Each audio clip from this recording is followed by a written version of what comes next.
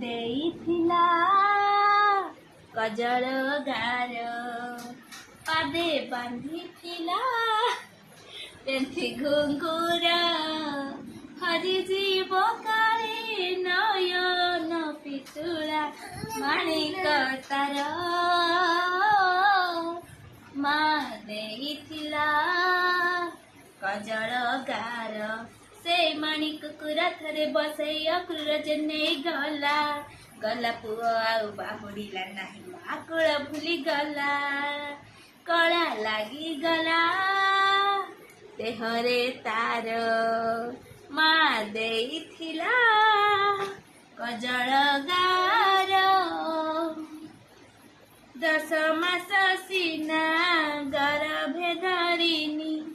ଆହାଲ ଯଶୋଦାରାଣୀ